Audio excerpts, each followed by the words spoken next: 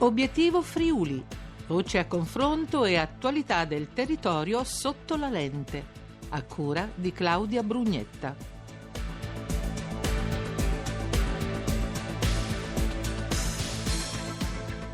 Felice giornata a tutti voi in ascolto da Claudia Brugnetta.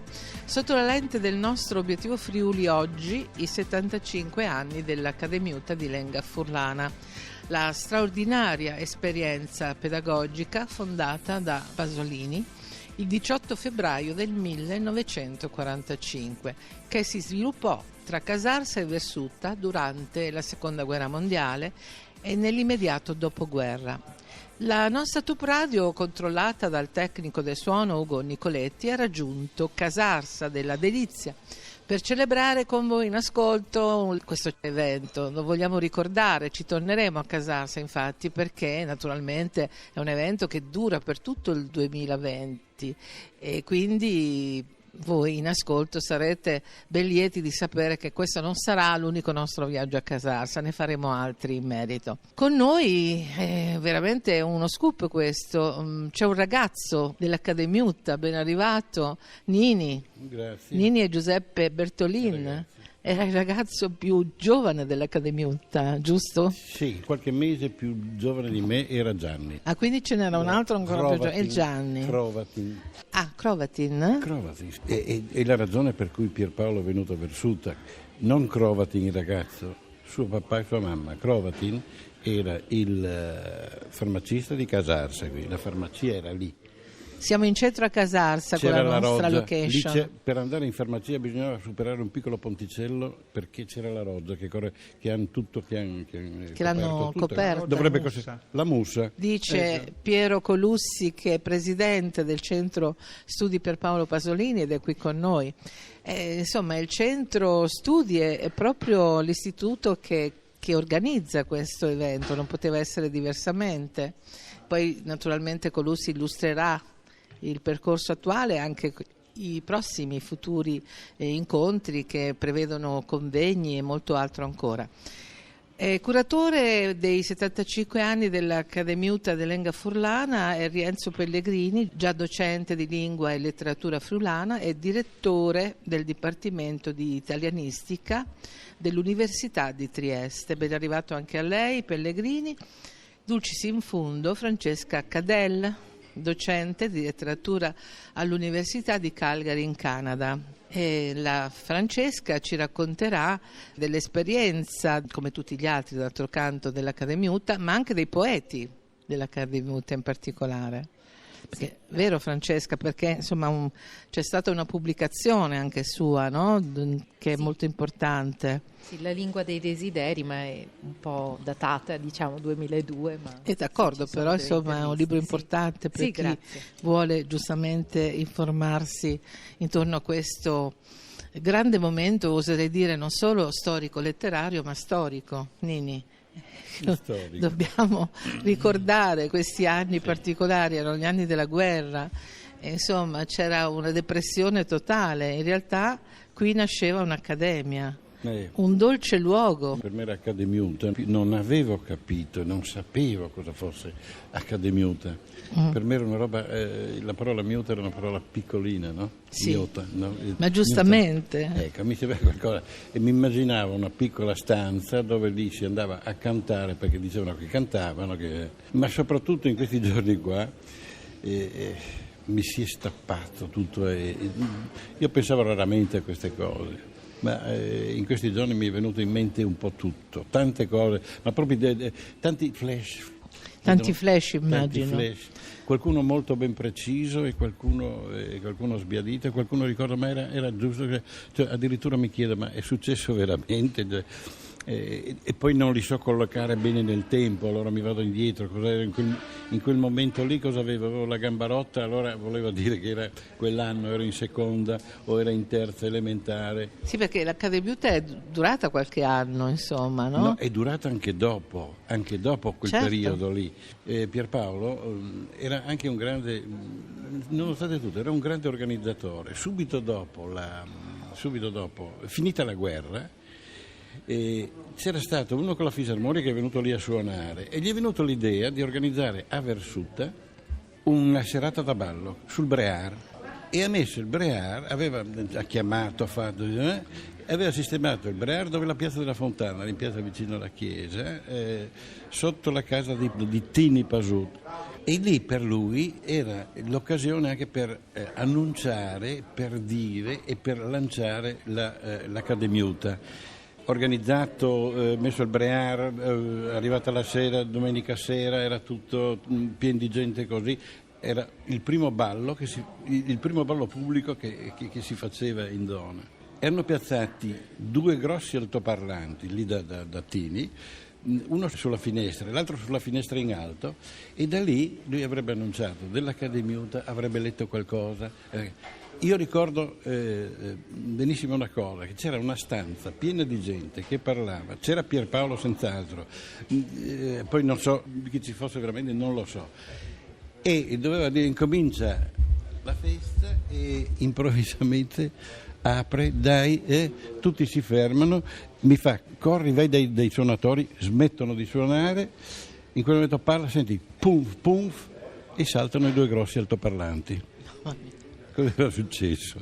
Che a Versutta c'era il 220, corrente usata solo la corrente usata solo a scopi industriali quella volta c'era il 110, il 120 o 160, per cui collegando il tutto collegando gli altoparlanti, probabilmente l'elettricità che era venuto lì e ha fatto entrare negli altoparlanti una potenza a 220 volt vedere, non ho mai visto Pierpaolo arrabbiato come quella volta lì. Io sono scappato, non so cosa sia successo dopo, cosa si siano detti, ma io sono scappato. Però... Perché ma era talmente, proprio ma saltava, l'ho visto fare un salto, perché c'era questa tavola con tutta questa gente, tutti pronti con libretti, guardare. E pof, salta tutto, immaginarsi. Quanti anni aveva Pierpaolo Pasolini in quel momento?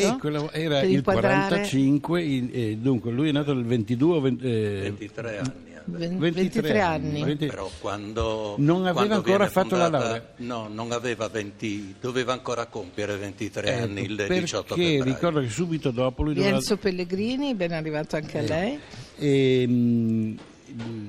Ricordo che subito dopo lui doveva dare la tesi di laurea. Si laureerà nell'autunno però di quell'anno. Sì, subito dopo era impegnato lui nel preparare la tesi. Poi viene descritto anche come un fascio di nervi, no? Pierpaolo Pasolini, sempre molto teso, molto poi, attento. Ecco, nelle organizzazioni, fra l'altro avevano cominciato a organizzare, a lui piaceva giocare. A pallone.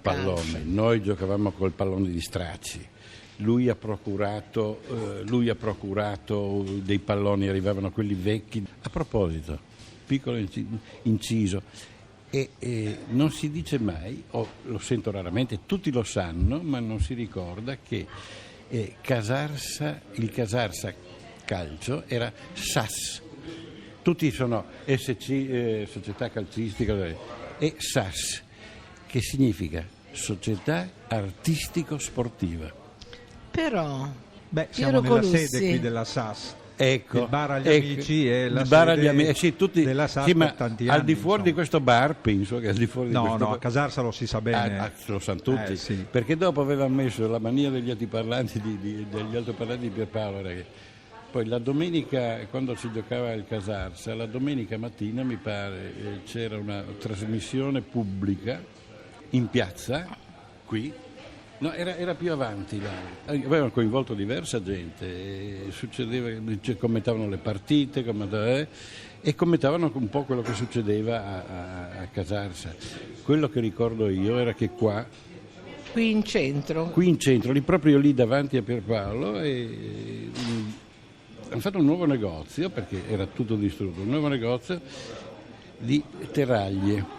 Il pittore ha scritto Terraglie con 2 R. Mm-hmm. Qua subito dopo hanno fatto la gelateria e ha scritto Gelatti con 2 T. E lì l'hanno remenata per te. E quel povero l'hanno remenata per te, era famoso, no? Non ti ricordi? No, di questo fatto. No. Gelatti, fatela ricordare, Gelatti e Terraglie con 2 R. alla fine è diventato anche prezioso il nome della gelateria. Io volevo ricordare i nomi dei giovani dell'Accademiutta. Sono tra l'altro ritratti in una notissima foto di Elio Cioll. Quasi quasi io seguo proprio l'ordine della foto. Allora abbiamo Umberto Pasut, Luigi Bertolin, Tamaiot, Ovidio Colussi, Tonuti Spagnol, Pasolini, Bruno Bruni, Cesare Spagnol, Livio Colussi, Riziesi Cesarin. Abbiamo quindi anche il Giuseppe Bertolini, il nostro Nini, Giovanni Crevatin che abbiamo nominato prima, sì, Pietro Colussi, il Masena, Fedele Girardo, Dante Spagnol, Oreste Pasut, Alfredo Bertolin, Antonio Fantin. Come simbolo dell'Accademiutta, ed era uno schizzo di Enrico De Rocco, è stato scelto un cespo di Dolcetta o Argielut che riporta il motto O Christian Furlanut plen di vecia salut, mentre come lingua venne eletto il friulano occidentale, appunto il friulano di Casarsa, nel quale, scrisse Pasolini annunciando l'atto di fondazione, troviamo una vivezza e una nudità e una cristianità che possono riscattarlo dalla sua sconfortante preistorica poetica. Ecco, lo chiedo appunto al professore Rienzo Pellegrini cosa pensa di questo inciso di Pasolini sulla lingua, sulla variante di Casarsa. Lei è un esperto, ovviamente. Farei però una distinzione. Quell'elenco così ricco, così ampio, si riferisce agli allievi, al gruppo della scuola di Pasolini, della scuoletta di Versuta. L'Accademiutta un cerchio più ristretto, accoglie un numero un po' più ristretto, ma vorrei fare un'altra osservazione. È una prospettiva nuova che si apre, questo sguardo non dico dal basso perché avrebbe connotazioni limitative, ma diverso dallo sguardo usuale con cui ci si concentra sulla Accademiutta, luogo della elaborazione della poesia. Il friulano per Pasolini, il friulano di Casarsa, ma poi in seguito non solo il friulano di Casarsa, non ha connotati sociolinguistici, sì, in partenza è la lingua del contado, la lingua dei contadini, il mondo tra virgolette semplice, ma è lingua della poesia, senza intenzioni documentarie e senza volontà esplicita, con ricadute certo anche sul valore del friulano stesso, dello status del friulano. Comunque in partenza, e noi ricordiamo anche i fondatori dell'Accademiutta o una parte dei fondatori dell'Accademiutta, non tutti, come voci di poesia e incardinate nel friulano locale e volutamente, consapevolmente, forse qualche volta anche provocatoriamente diversi, staccati dalla tradizione che pure è ricca anche per il friulano occidentale. A partire dal Cinquecento c'è una voce importante, Giovan Battista Donato, che è tra le voci più significative del secondo Cinquecento friulano. Qualcuno dice che Pasolini ha inventato qualche parola nel friulano di Casarsa. Il professore, secondo lei corrisponde? Il friulano di Pasolini, come implicitamente dicevo prima, non ha propositi documentari, ma ha anche una sincerità di documento. Noi possiamo assumere quel friulano come documento del friulano, senza inerzie però, è un friulano d'autore in sostanza, che rispecchia bene il parlato, ma lo realizza sotto forma di poesia e quindi di necessità, con uno scarto sensibile, certo, e irrinunciabile d'autore. Francesca Cadel, d'accordo?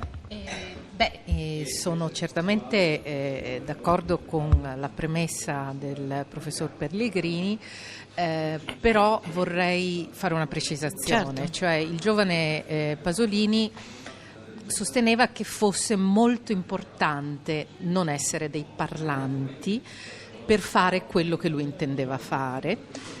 E in particolare si rifaceva, proprio il Nini fa riferimento alla sua tesi su Pascoli con il calcaterra, a quella che Pascoli definisce, è una citazione da Pascoli, l'irregolarità sintattica della lingua parlata. Cioè sono d'accordo con il professore che il friulano delle poesie Casarse in particolare non rispecchia, diciamo, il friulano reale parlato, tanto più sì, che quel libro è pieno di italianismi, ma l'intenzione degli anni dell'Accademiuta, grazie ai ragazzi dell'Accademiuta, è in realtà un'intenzione di un coinvolgimento totale nella realtà della lingua parlata. Il punto è che a lui non interessava fare quello, cioè non interessava riprodurre, diciamo, un friulano reale,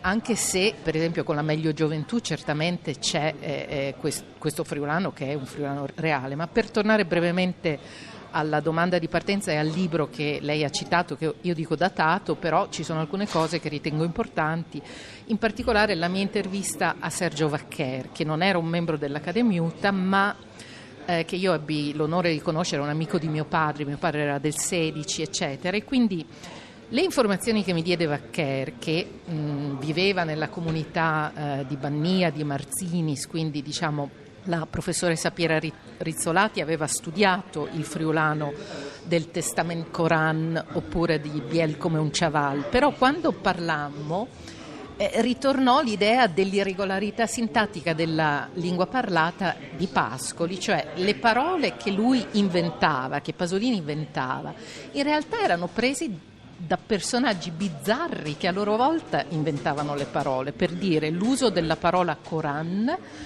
che per Piera Rizzolati è misterioso ed è alieno dall'uso del friulano locale a Bannia Marzinis, però veniva usato nel senso di cuoio da un personaggio che lo usava per indicare una forza virile, potremmo dire. Il Testament Coran, oltretutto, è anche un cognome di questo personaggio che fu trucidato dai tedeschi.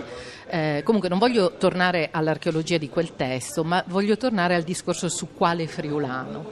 E parole reali, ecco, le parole di tutti noi, anche lasciamo perdere i dialetti, a volte hanno delle invenzioni. Questo interessava a Pasolini. L'esempio del friulano, diciamo, di Marzinis che viene usato, oppure in Biel come un chaval ci sono altrettante parole, ce lo spiega in quell'intervista Vaccher, per esempio Tumour anziché Timor.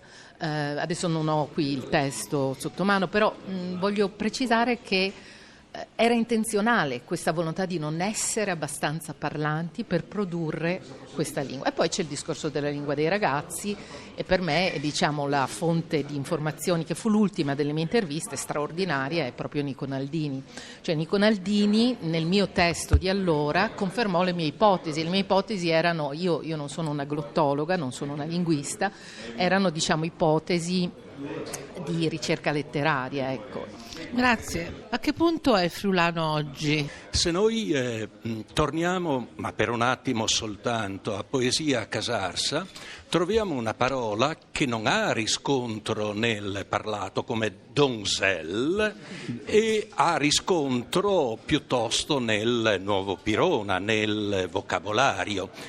E io Però vorrei sottolineare che il friulano parlato, nelle diverse varietà, si rispecchia con estrema puntualità nei testi. C'è una felicità anche nella documentazione che prescinde, ma allo stesso tempo assicura verità, che è poetica, ma per noi anche documentaria. Con questo non voglio creare contrapposizioni, perché le due facce sono complementari, stanno insieme, si fondono, si tratta comunque di poesia, e la poesia è di necessità per definizione, altro dalla lingua quotidiana. Professore, attualmente mi corre l'obbligo di fare questa domanda: a che punto è il friulano, la nostra lingua parlata? C'è un grande dibattito sempre acceso, la gente vuole più informazione in lingua, abbiamo noi in Rai dei programmi in lingua friulana, ma la gente dice sono pochi, ne vogliamo di più, abbiamo diritto a averne di più. Siamo dentro una legge, la 482, che rispecchia già altre realtà come i ladini, i sardi, gli stessi sloveni. Hanno la possibilità di contare su un maggiore numero di ore in trasmissioni in lingua difesa dalla legge 482. Ecco, noi siamo sempre stati forse la situazione più debole. Una volta dialetti, oggi lingue minoritarie riconosciute. Tutti hanno ottenuto, noi facciamo fatica ad ottenere. Eppure la lingua è parlatissima nel territorio friulano. Ecco, come mai, professore, succede questo? Dobbiamo però distinguere, la cronologia ci obbliga a distinguere. Nel 42 poesia Casarsa, l'Accademiuta 45, ma 45 non soltanto 18 febbraio, anche il primo Stroligut, quello dell'agosto del 45, con il manifesto, per arrivare quantomeno fino al 47, fino al quaderno romanzo. Quella è una stagione. E è pura avanguardia in fatto di lingue minoritarie, se possiamo. È pura avanguardia. Le lingue minoritarie arrivano dopo. Ecco, in sì, ma voglio dire, noi abbiamo perso questo smalto. Forse oggi avessimo avuto ancora Pasolini, nonostante gli anni sarebbero molti, penso che non ci troveremmo a questi livelli così di difficoltà nell'affermare, no? La nostra lingua e giustamente tutto quello che deve essere riconosciuto. Io non è un'ipotesi che faccio. In difficoltà, ma teniamo presente che negli stessi anni di Pasolini agisce in modo molto combattivo Giuseppe Marchetti, Prebeppo, per l'affermazione e per la formazione di un friulano a tutto campo. Poi dobbiamo fare un salto, arriviamo alla nuova gioventù di Pasolini, arriviamo al 75 e la nuova gioventù ha rilievo anche per le ricadute. La nuova gioventù, ma per il rilievo, per il ruolo pubblico, di personaggio pubblico, anche scomodo, di Pasolini, procura al friulano una visibilità anche linguistica che prima non aveva, e ci mettiamo vicino anche il terremoto, e si tratta di premesse necessarie per capire anche l'iter legislativo che assicura al friulano lo status legale, diciamo legislativo e legale, di lingua, sia pure minore, minoritaria. Come minoritario a me non piace molto, però si tratta. Ecco, teniamo presente l'evoluzione, la trasformazione della società, la scuola media nel 62, che porta a una diffusione dell'italiano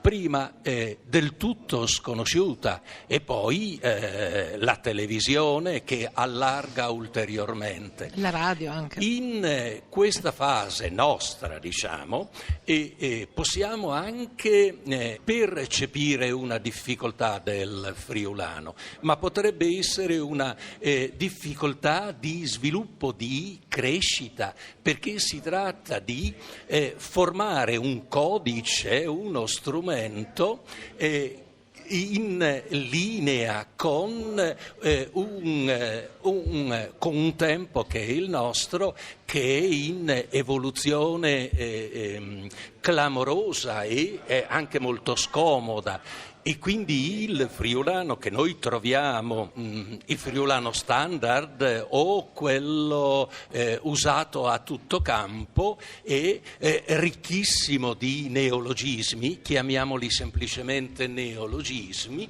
che modificano la fisionomia che noi conoscevamo e magari possiamo non riconoscerci a nostra volta in questa nuova fisionomia che è in fieri, che è in... Ci vuole un po' di tempo, diciamo, riassumendo velocemente. Un brano musicale e torniamo. Obiettivo Friuli a Casarsa della Delizia.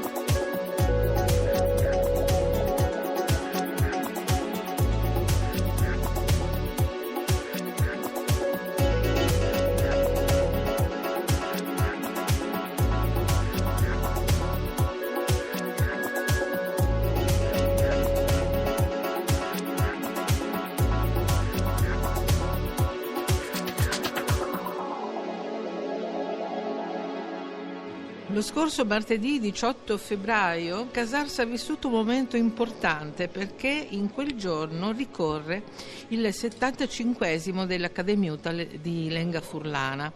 Esperienza didattica straordinaria e irripetibile. Come sapete, quella piccola scuola che Pasolini avviò in mezzo alla campagna casarsese e che ospitava un gruppo di ragazzini proprio del paese, mentre intorno era solo guerra e disperazione.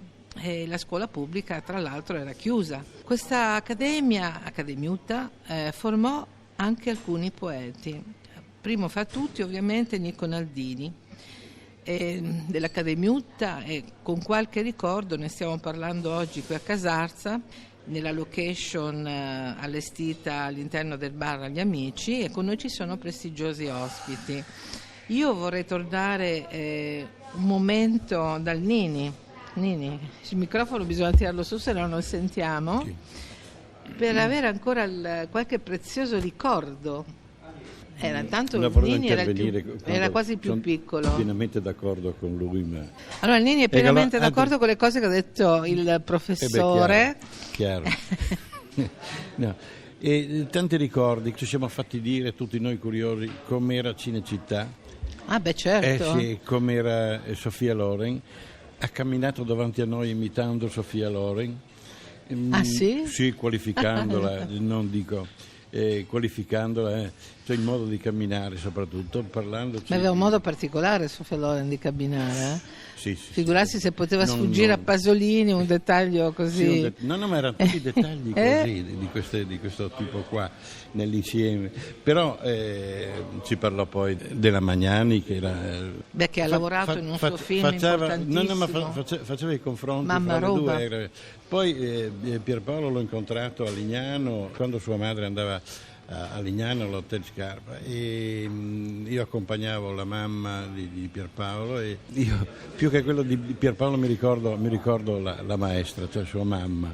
La Susanna? La Susanna era distrutta, e per serate intere abbiamo camminato nel lungomare di Lignano ricordando.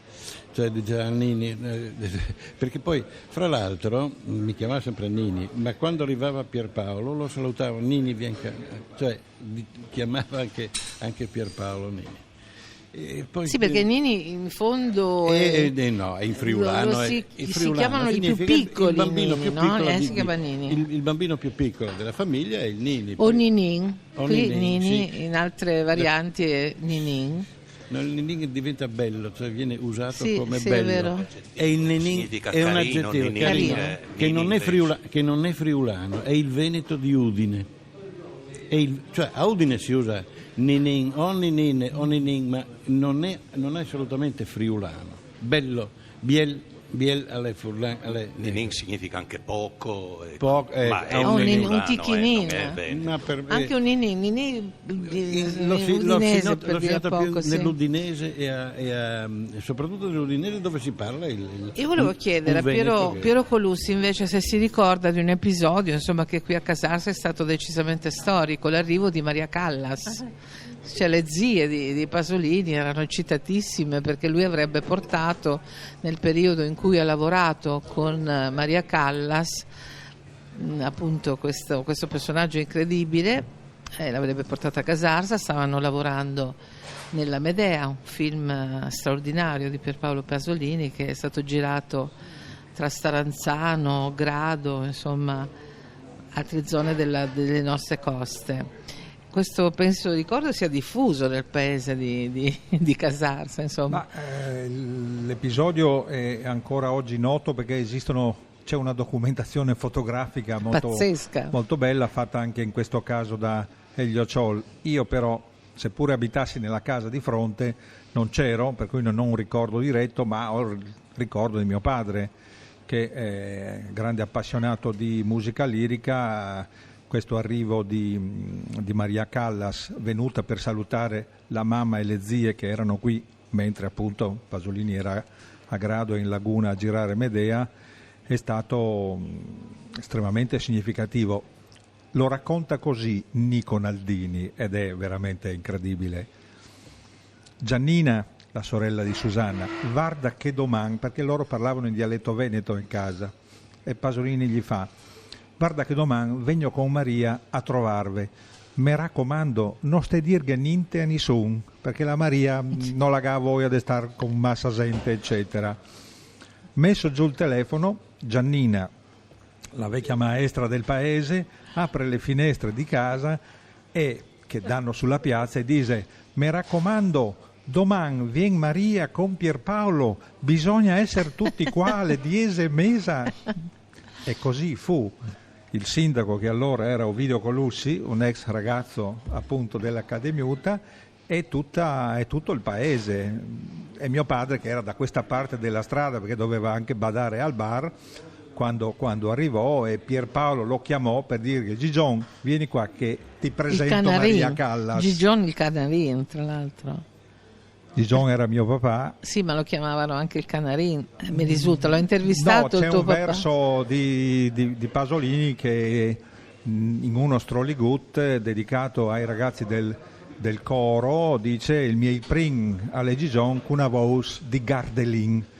Di Cardellino, e di questa cosa mio padre è sempre stato molto orgoglioso, al punto tale che quando è venuto meno nella sua tomba abbiamo fatto incidere questo verso, per cui c'è questo ricordo che sicuramente è rimasto nella storia del paese, perché Maria Callas in quel momento era la grande diva dei palcoscenici e dei teatri di tutto il mondo, insomma, ecco. Però io, ahimè, non c'ero. Dov'eri?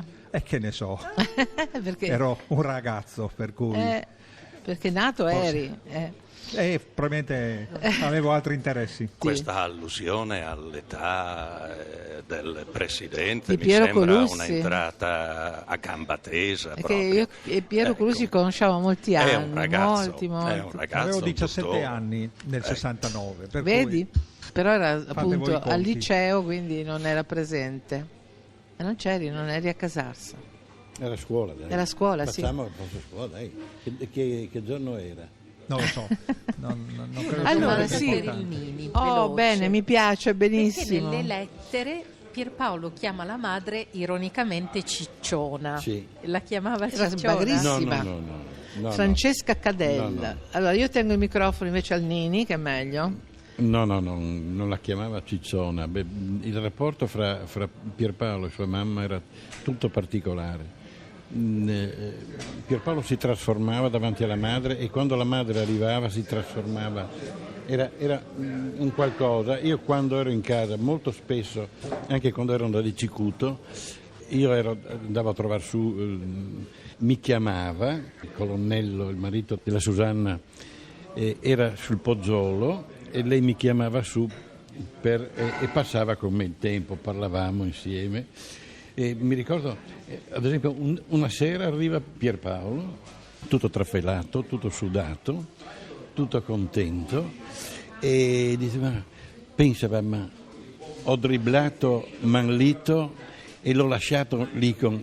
Manlito era il centrattacco famoso di Casarsa, quello che ha fatto di Manlito Bertolin, tra l'altro, come sì, te. Sì, perché lui giocava dalla destra, il calciatore, come si chiamano adesso quelli? Centrattacco. No, ma quello che gioca con la Juventus lì, Ronaldo, cioè R7, ecco, lui era l'R7 di Casarsa in quel momento, no? E dribblare, far fuori e fare il gol al posto di portare via la palla a Manlito era un'impresa. Tutto contento, poi si siede, adesso dammi da mangiare. Nini se voto, no? Nini se voto. Fammi una pan, burro e marmellata. Come da bambini proprio, Come da no? bambini. Esatto.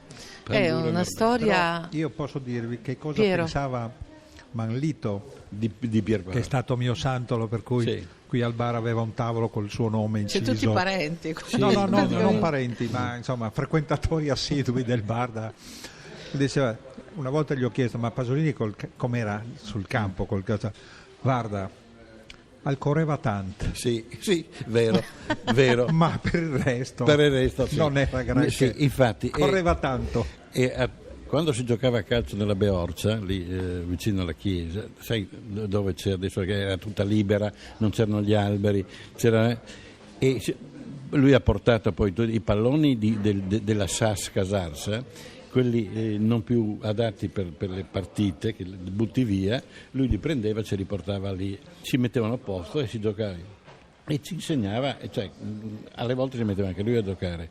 A me, siccome ero piccolo e io ero di terza scelta, quarta scelta, sì, perché attenzione, i due capi, uno era Oreste, detto Macchina, e l'altro era Tunuti. Quando facevi le squadre, no, ti trovavi lì, dobbiamo fare la squadra. Allora i due migliori, che era uno Oreste Pasut, che era nella fotografia lì, e Tunuti anche. Tonuti Spagnol. E erano i capitani praticamente delle due squadre, no? I quali pari a dispari, poi sceglievano tu, scelgo lui, no? Io ero sempre di terza, sì, non, perché i secondi erano i secondi, e mi ha insegnato, dice guarda, tu sei veloce, corri lungo qua, non andare, perché tutti corrono dietro il pallone, i bambini, no? Non correre con gli altri, tu vai lungo qua col pallone, devi farla, e poi quando sei lì crossi in centro. E io facevo dopo da lui sempre, partivo di lì e facevo il cross. Allora, noi abbiamo raccontato degli episodi della vita normale di Pierpaolo Pasolini, sono straordinari, è bello sentirli, soprattutto dalla voce del Nini, che li ha vissuti realmente con lui nello stesso momento, anche se c'è differenza di età, no Nini? Non poca anche, no? Ecco.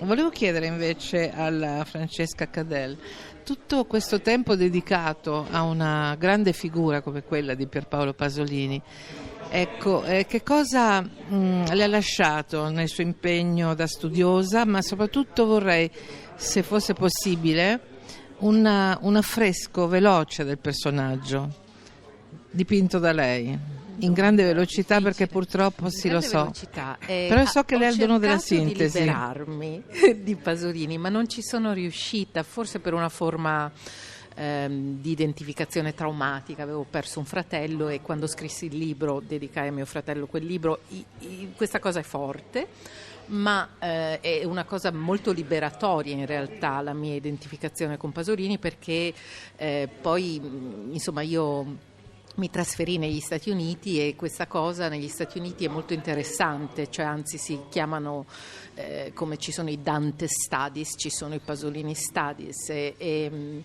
anche se è molto difficile insegnare Pasolini ai ragazzi nordamericani, perché la prima domanda di solito è sulla sua morte, quindi si toccano subito dei temi che sono abbastanza scomodi, a dire poco.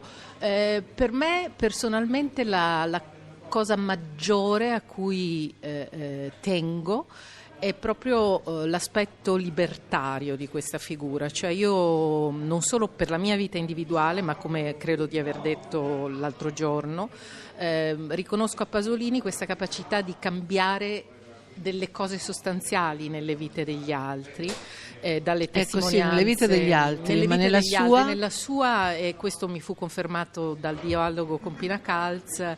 Purtroppo lei disse c'era qualcosa di un'autocritica troppo severa, feroce verso se stesso, quindi questo elemento libertario non funzionava con se stessi, queste cose dilaniante forse anche. Ecco, però non lo so come spiegare, per me rimane sempre una delle figure più libertarie a cui io mi possa avvicinare. Straordinaria immagine, direi. Sì. Grazie. Prego.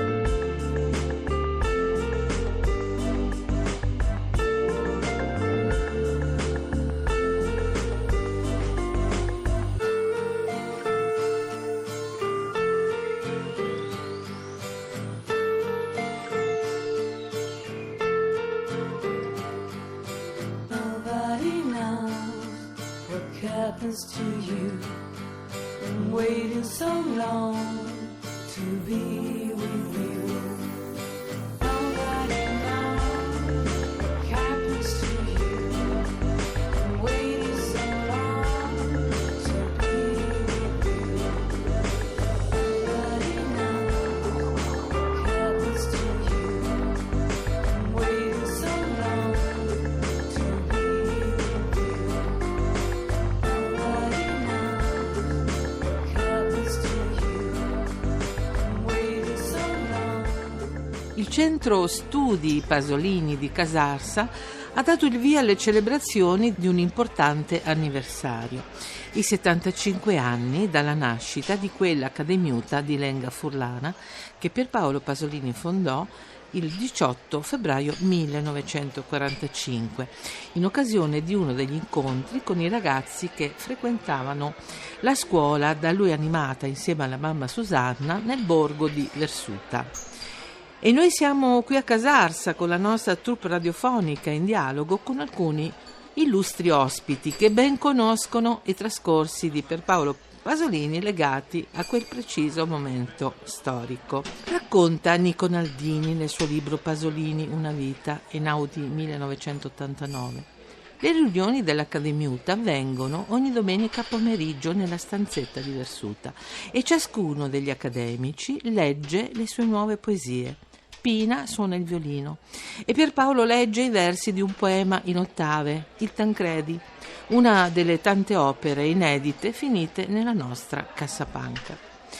E così scriveva lo stesso Pasolini. Ma che dolcissime domeniche passammo quell'inverno e quella primavera in grazia della poesia friulana e della musica di Pina. Io e mio cugino Nico le ricorderemo, spero, come le più belle che abbiamo mai trascorso. Mi piace ricordare quelle nostre riunioni poetiche come una specie di Arcadia, o con più gioia una specie molto riuscita di salotto letterario. Bene, queste sono le parole scritte da Pasolini e noi siamo quasi in chiusura di programma e Piero Colussi, allora un'ultima battuta dal professor Rienzo Pellegrini e poi lasciamo la parte finale al presidente del sì, è doveroso, Piero Colussi, presidente appunto del Centro Pasolini, Centro Studi per Paolo Pasolini. Come ultima battuta, sarebbe opportuno ricordare anche i poeti dell'Accademiuta. Certo. Io ne nomino un paio: Cesare Bortotto, in attesa che le poesie di Bortotto vengano poesie e anche racconti di Bortotto vengano raccolti, Tonuti Spagnol e Ovidio Colussi. Ai margini dell'Accademiuta sta una voce secondo me molto importante ed è Riccardo Castellani, che meriterebbe un approfondimento diciamo monografico, ma un piccolissimo spazio io lo riserverei non alla madre, non a Susanna, di cui si parla molto, lo riserverei a Carlo Alberto. Le differenze tra padre e figlio erano enormi e incolmabili. Comunque ricordiamo che forse in modo di antifrastico, per usare, di rovesciamento reale, Poesia a Casarsa è dedicato al padre, che certo non era un propugnatore dei dialetti, non era un propugnatore del friulano. Chiedo scusa professore, ma ecco, che personaggio era il padre di Pasolini? Perché siamo abituati in genere a sentire appunto che tra loro c'era un rapporto molto teso, addirittura era un rapporto conflittuale e spesso raggiungeva anche livelli di conflittualità anche estremi, accesa, diciamo. Ecco.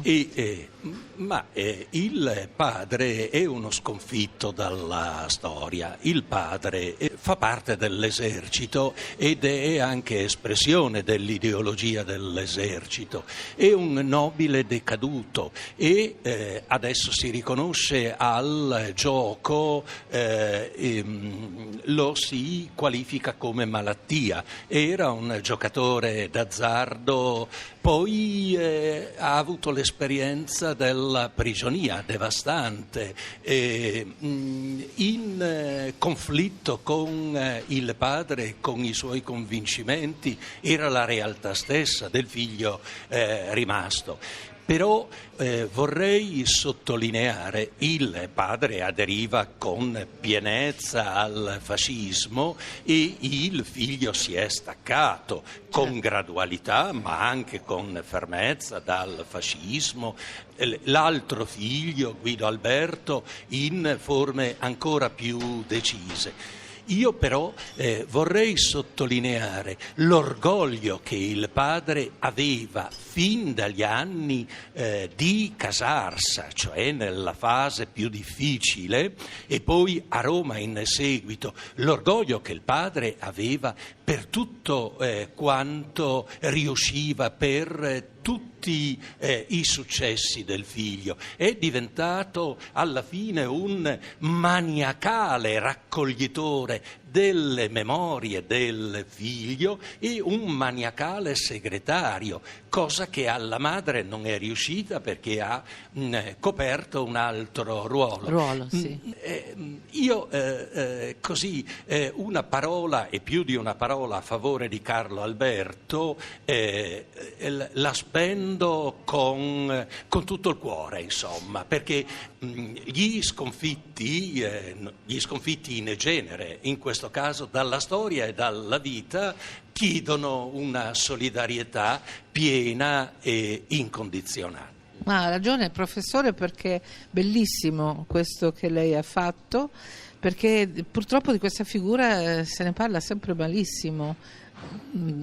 Addirittura non se ne parla proprio il più delle volte, no? Io sono cresciuta in anni in cui di Pasolini si parlava praticamente sempre e continuamente, al cinema, nelle scuole, ai convegni. Io ero a Milano e c'era sempre questo grande disprezzo intorno a questa figura del padre, no? Un grande amore, una grande simpatia sempre nei confronti della Susanna, una dolce prigione, se proprio c'era magari, come dire, qualche giudizio un pochettino meno così affettuoso, però del papà se ne è sempre parlato, quando se ne è parlato, in termini negativi. Poi perché? Non è che si potessero avere delle testimonianze così approfondite, voglio dire, no? Ma attraverso gli scritti di Pasolini questo emergeva, o no? No, nel teatro italiano emerge in una prospettiva rovesciata anche la figura del padre e forse non è il caso di entrare nei dettagli. Abbiamo ancora 2 minuti, però sì, ci sono situazioni, se abbiamo tempo per il Presidente. Che forse parla anche in prospettiva sugli eventi che si stanno preparando. Completamente d'accordo con quello che ha detto il professor Pellegrini e credo che Pasolini stesso lo dica sulla figura del padre, lo scrive, dice, ammette diciamo di aver odiato il padre troppo a lungo per scoprire in fondo di essere stato prigioniero di questa macchina familiare legata alla relazione tra il padre e la madre, ma lo fa sia nell'Edipo Re che credo nel Poeta delle Ceneri, mi pare, non ricordo il lungo testo autobiografico in cui ricorda l'amore per il padre e in particolare fa riferimento a quella dedica alle poesie a Casarsa come a un dispetto che però non toglie l'atto d'amore, perché il padre ritornerà dalla prigionia in Kenya con quel libretto che Pasolini gli aveva spedito con un atto di sfida, ma il padre, giustamente, come esattamente ha detto il professore, era fierissimo di quella dedica, che è un paradosso. Certo. Credo che Pasolini stesso alla fine riconosca se non altro la tragedia del padre che rientra e trova non solo il mondo cambiato, il figlio comunista e il figlio morto, e vive quest'odio nei confronti della perdita della storia e nei confronti della moglie, a questo punto, che ritiene responsabile di tutto questo crollo, insomma, però non credo che Pasolini fosse mai andato veramente in analisi, è un grande peccato. Un grande Wow. peccato, sì. Ha Piero fatto una Colussi. seduta da Musatti, Un po' poco. poi ha sì. detto non fa per me. No. Piero Colussi, il microfono è tutto tuo. Non abbiamo parlato delle mostre, tra l'altro. 2 mostre sempre che sono già in atto, una sicuramente già aperta. Sì. Scusami, ecco, ricordiamola. Fino all'8 marzo c'è la possibilità di vedere questa bellissima mostra di Mario Micossi, che ha come dire, cercato di raccontare i paesaggi pasoliniani, ma non solo pasoliniani, insomma di Versuta, con la sua cornice delle Prealpi. Ed è stata una bella scoperta questi acquerelli, queste incisioni che la famiglia ci ha messo a disposizione. Poi stiamo lavorando assieme appunto a Rienzo Pellegrini a una grande mostra documentaria Sì. che vuole raccontare gli anni 40, comprendendo anche Bologna, fino alla sua partenza, e non solo, con tutta la sua produzione letteraria, ma anche con un racconto degli eventi, le lettere, i testi autografi che noi abbiamo depositati al centro studi, i suoi quaderni rossi, cioè di vedere la calligrafia, di vedere le fotografie superstiti di quegli anni, cioè di fare una mostra che ci consenta per una volta di vedere gli originali delle cose di cui stiamo parlando. E sarà una mostra, a mio avviso, estremamente interessante. La parola che mi viene è epocale, ma insomma c'è molto da lavorare, ma a maggio, per tutta l'estate, poi epocale. c'è questa opportunità. Sarà una mostra Esce che vale la dalla... pena di essere vista. Per noi è una gran bella cosa cercare di organizzarla e credo che anche se non epocale il contatto visivo per la prima volta dagli anni bolognesi con escursioni fino alla meglio gioventù e toccando anche la nuova gioventù e vedere i libretti di poesie di Bologna Con le e dediche. via. E questa è un'esperienza anche se non epocale uso un altro termine allora, di rilievo assoluto. Piero Colussi, vogliamo concludere, a parte che tornerò come ho promesso, perché non possiamo esaurire questo grande evento che si esprime per tutto il 2020, quindi è un dovere davvero riprendere il discorso tra qualche tempo. Puoi darci qualche anticipazione su altri eventi che curerete? I prossimi? Sicuro. Non ci fermiamo mai. A metà marzo abbiamo una mostra fotografica di un grande fotografo, Sandro Becchetti, e ci farà vedere un Pasolini intimo assieme a sua madre e a sua cugina Graziella nell'ultima casa dove loro hanno abitato, all'Eur, in via Eufrate 9. È un servizio del 71 in cui c'è una celebre foto in cui vediamo Pasolini con il volume delle ceneri di Gramsci davanti a sé, ma poi altri scatti che non si sono mai visti. E poi c'è questa grande mostra e il 3 marzo parte un ciclo di incontri, sono 5, dedicati al cinema di Pasolini, gli anni 70, per cui la trilogia della vita, 12 dicembre i documentari dell'impegno, per chiudere il 31 marzo con Salò, il film più difficile da Molto difficile. affrontare. Avremo dei relatori molto bravi, da Luciano De Visti a De Giusti a Alessandro Mezzenalona fino a Roberto Chiesi e Paolo D'Andrea. Il pomeriggio chi non sa cosa fare può venire a Casarsa e sarà una bella esperienza. Bene, grazie a tutti voi che ci avete ascoltato. Io vi ringrazio ancora perché naturalmente gli ospiti adesso mi sto rivolgendo, perché avete avuto così la volontà di raggiungerci mentre c'erano degli incontri nella casa Colussi. Come si dice Colussi in casa? Colus? Colus. Chiesa Colus Può essere No, Chiasa Colus, no, Ciasa Colus. Qui. Io Di era là. una provocazione perché ho detto noi di là, da Laga, diciamo Chiase, no? Invece di qua, giustamente. Bene, non riapriamo il dibattito. Ma prima dei saluti finali ricordiamo i punti chiave che hanno caratterizzato le permanenze della famiglia Pasolini a Casarsa. Partiamo da Casa Colussi. Durante il periodo scolastico 1928-29, Pasolini trascorre per la prima volta un anno intero nella casa natale della madre Susanna Colussi. Dal 1933 Pasolini vi passa le vacanze estive insieme al fratello Guido Alberto e a Susanna. Nell'estate 43, con il padre prigioniero di guerra in Kenya, Susanna e i figli si trasferiscono a Casarsa, dove Pierpaolo rimarrà fino al 1950, quando fuggirà con sua madre a Roma per sottrarsi alle infamanti accuse di atti osceni.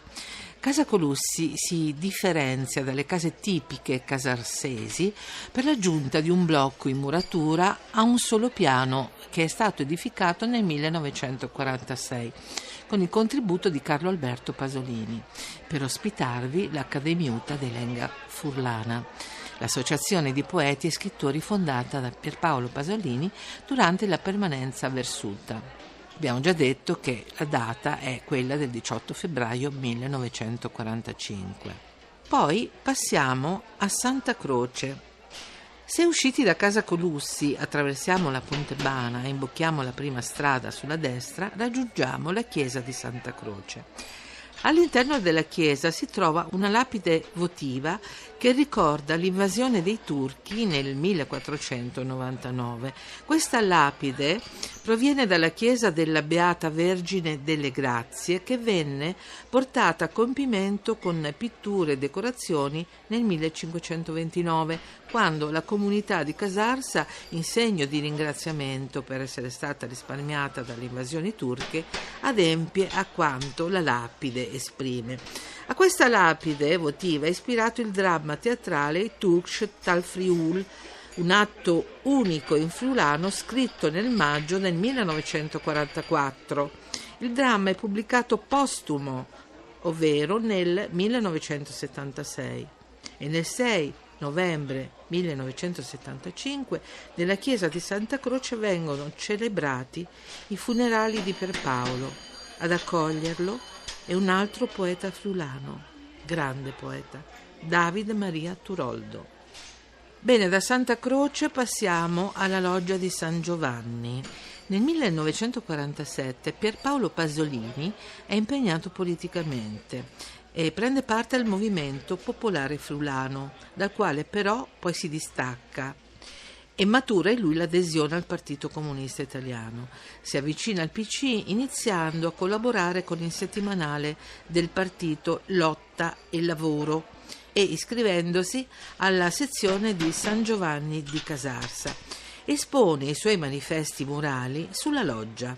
Sono testi di polemica politica scritti in italiano ma in friulano anche. Sono testi che gli procurano molte inimicizie in un ambiente a forte predominanza cattolica e democristiana. I manifesti sono in parte conservati ed esposti nell'archivio di Casarsa. Dopo la loggia di San Giovanni arriviamo a Versuta. Oltrepassata appunto la loggia, sulla sinistra, una strada tra campi e casolari conduce a Versuta, dove Pasolini e la madre si sono rifugiati durante l'occupazione tedesca.